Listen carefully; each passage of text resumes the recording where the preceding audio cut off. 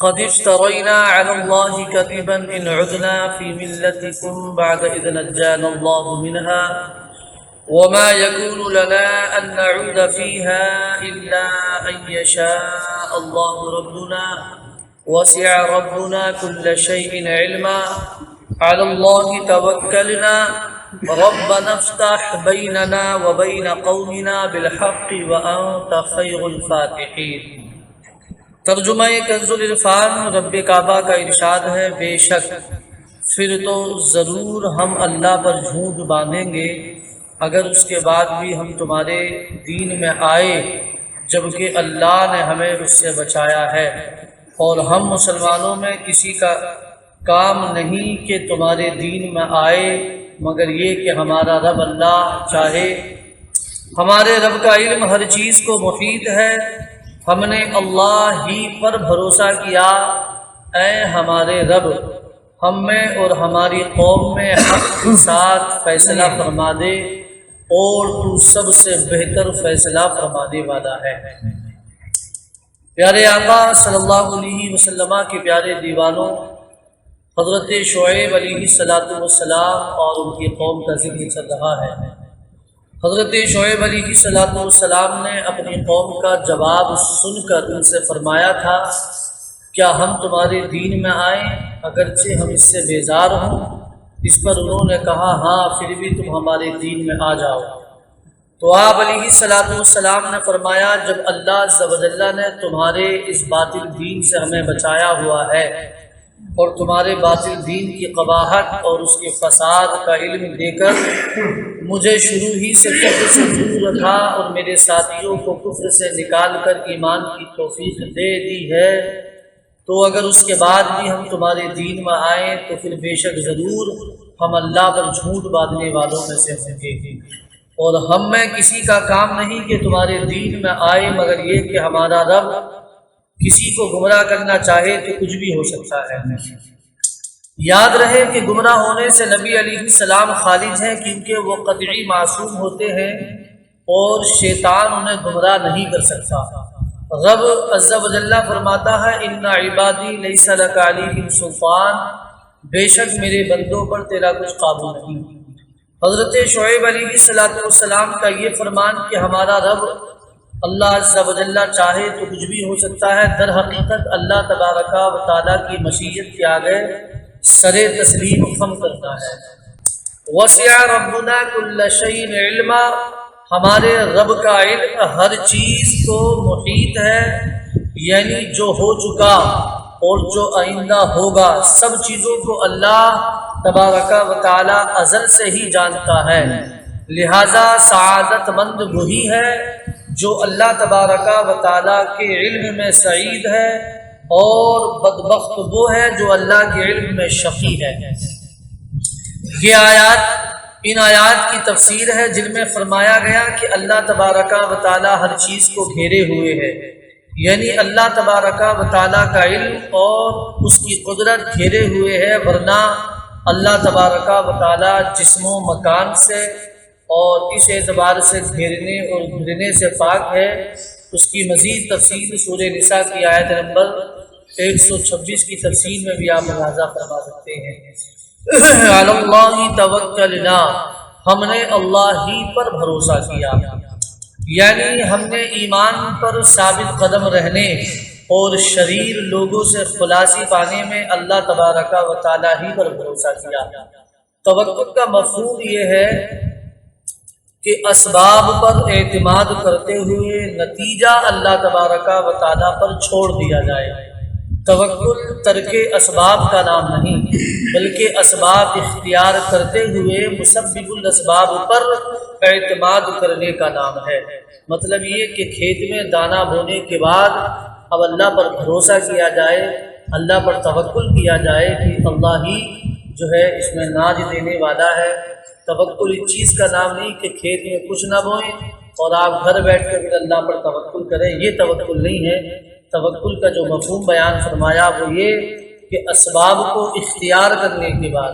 اسباب یعنی اللہ نے جو اسباب جو سبب پیدا کیے ہیں انہیں اختیار کرنے کے بعد پھر مسبب الاسباب پر اعتماد کرنے کا نام ہے۔ حضرت انس بن مالک رضی اللہ تعالیٰ عنہ فرماتے ہیں ایک شخص نے عرض کی یا رسول اللہ صلی اللہ تعالیٰ علیہ وآلہ وسلم میں اونٹنی کو باندھ کر توکل کروں یا اسے کھلا چھوڑ کر توکل کروں؟ ارشاد فرمایا اسے باندھ کر توکل کرو، یعنی پہلے سبب اختیار کرو، پہلے اونٹنی کو تم کسی کھوٹے سے باندھ دو، پھر اس کے بعد اللہ پر توکل کرو۔ اب تم اسے یوں ہی چھٹا چھوڑ دو کہ پھر اللہ پر توکل کرو تو یہ توکل نہیں ہے۔ ربنا اے ہمارے رب، جب حضرت شعیب علیہ السلام کو قوم کے ایمان لانے کی امید نہ رہی، جب آپ کو یہ احساس ہو گیا کہ میری قوم ایمان نہیں لائے گی، تو آپ علیہ السلام نے یوں دعا فرمائی ربنا افتح بیننا وبین قومنا بالحق وانت خیر الفاتحین، اے ہمارے رب ہم میں اور ہماری قوم میں حق کے ساتھ فیصلہ فرما دے، اور تو سب سے بہتر فیصلہ فرمانے والا ہے۔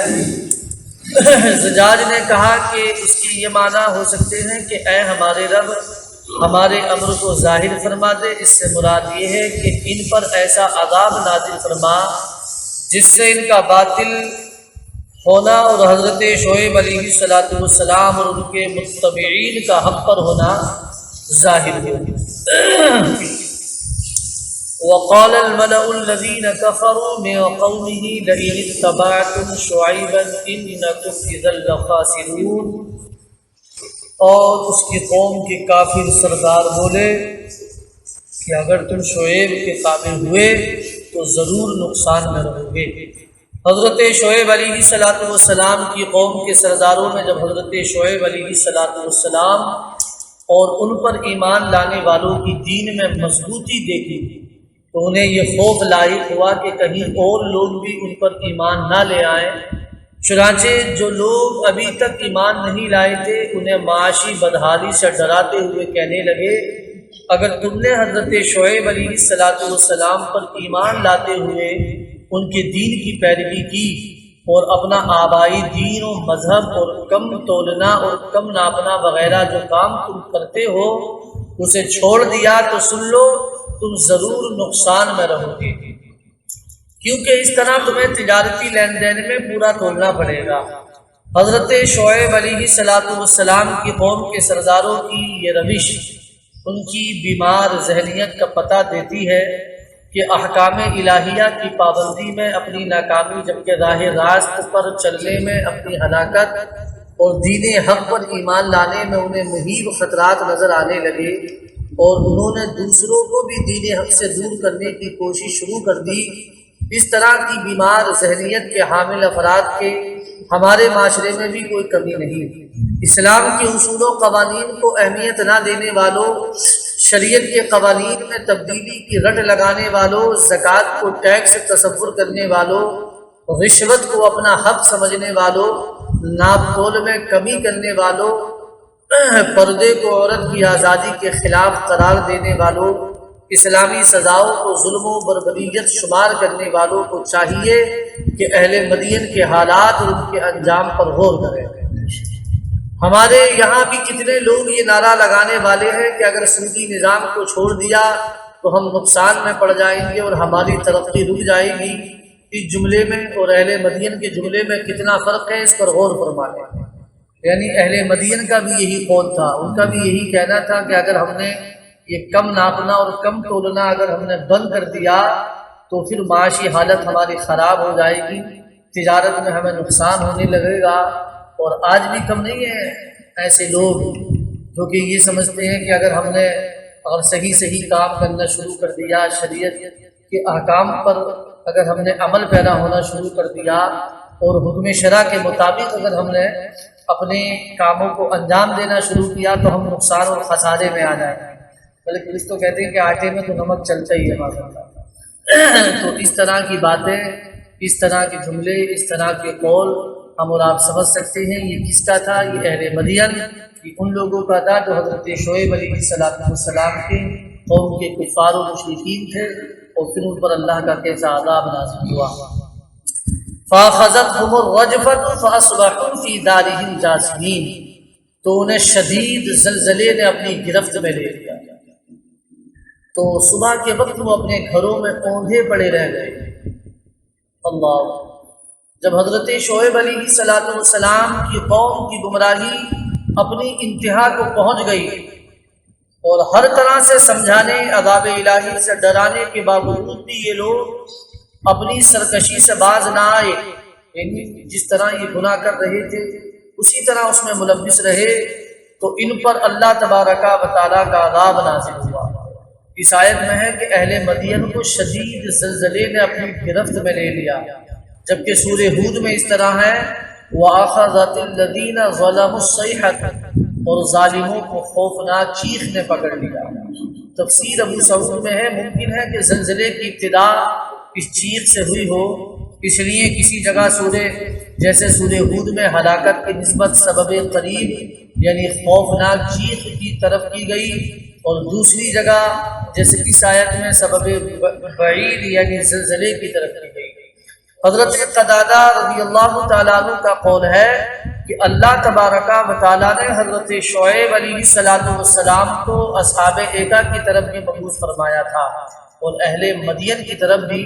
اصحاب ایکا تو ابر سے ہلاک کیے گئے اور اہل مدین زلزلے میں گرفتار ہوئے اور ایک ہولناک آواز سے